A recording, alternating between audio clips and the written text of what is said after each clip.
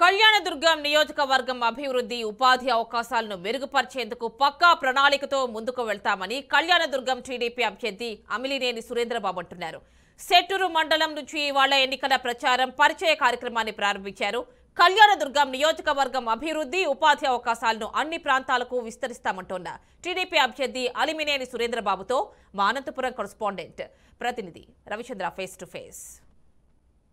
సార్వత్రిక ఎన్నికల నేపథ్యంలో ప్రధాన రాజకీయ పార్టీలన్నీ కూడా ఇప్పటికే అభ్యర్థులను ప్రకటించాయి.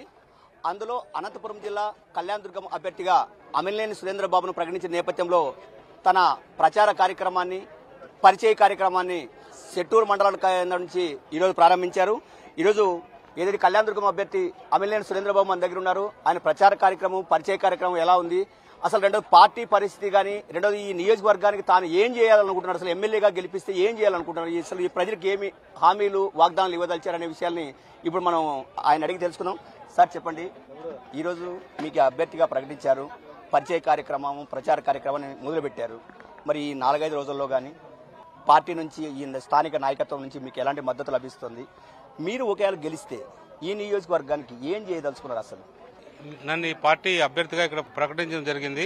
వీళ్ళు అందరితో కలిసి వెళ్తానని నిర్ణయించుకున్నా. అందరితో కలిసి వెళ్తాను. ఇక్కడ నియోజకవర్గంలో చాలా చేయాల్సిన పనులు చాలా ఉన్నాయి. ఇప్పుడే అందరికీ తెలియజేశాను.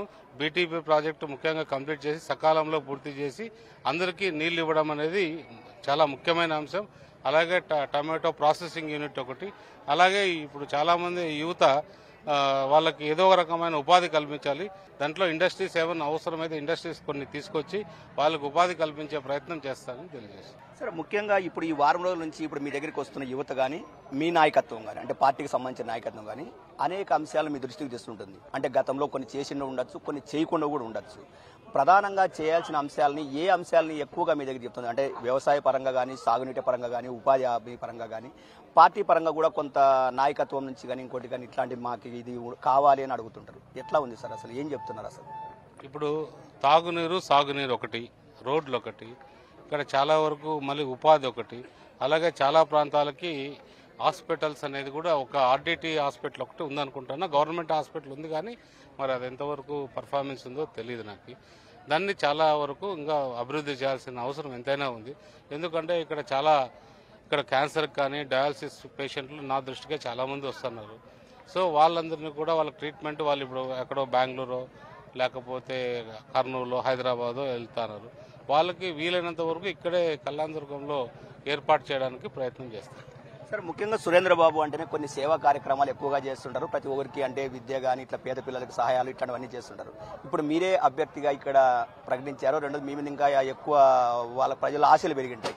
దీని మీద సేవా కార్యక్రమాల మీద ఎలాంటి దృష్టి పెడుతున్నారు సార్? అసలు ఖచ్చితంగా ఆశలు పెరగడం కాదు, నమ్మకం కలిగింది. ఈ వ్యక్తి వస్తే నమ్మకంతో పనిచేయగలుగుతాడనే నమ్మకం ఉంది. ఆ నమ్మకాన్ని ఖచ్చితంగా నేను ఎక్కడ కూడా తప్పు చేయకుండా ఆ నమ్మకాన్ని నిలబెట్టుకుంటా. ఎక్కడ కూడా వాళ్ళకి సేవా కార్యక్రమాలు అట్లే కంటిన్యూ అవుతాయి. ఇంతకుముందు నాకు కొన్ని లిమిట్స్ ఉండేటివి. సేవ చేయాలంటే నేను చేయడానికి ఇంతే ఉండేవాడిని. కానీ ఇప్పుడు నేను చట్టసభలు లేకపోయిన తర్వాత మొత్తం అన్ని అధిగమించి ఆ సేవ చేయడానికి నాకు అవకాశం ఉంటుంది. అందుకోసమే ఈ ప్రజా జీవితంలోకి రావడం జరిగింది. నేను వాళ్ళ సేవలోనే ఉండిపోతానని తెలియజేస్తాను. సార్, ఇంకా ఫైనల్ గా చెప్పండి, ఇప్పుడు జనసేన వాళ్ళు కూడా పార్టీ కూడా మీ పొత్తులో ఉంది. మరి స్థానికంగా ఉన్న జనసేన నేతలు కానీ కార్యకర్తలు కానీ ఎట్లా మీకు కలిసి మద్దతు ఇస్తున్నారా? ఎట్లా ఉంది సార్ అసలు జనసేన పార్టీతో కానీ? అసలు అందరూ సహకరిస్తున్నారు. ప్రతి ఒక్కరు ఇప్పుడు కూడా వచ్చారు. ఈ సెట్టూరు మండలానికి కూడా వాళ్ళు వచ్చి మద్దతు తెలపడం జరిగింది. వాళ్ళు ఇద్దరు కలిసే అన్నిట్లో ముందుకు వెళ్తాను. ఏ విధమైన దాంట్లో అపోహ లేదు. ఖచ్చితంగా వాళ్ళకు పూర్తిగా సహకరిస్తున్నారు. వాళ్ళతో పాటు మేము కలిసి వెళ్తామని తెలియజేస్తాం.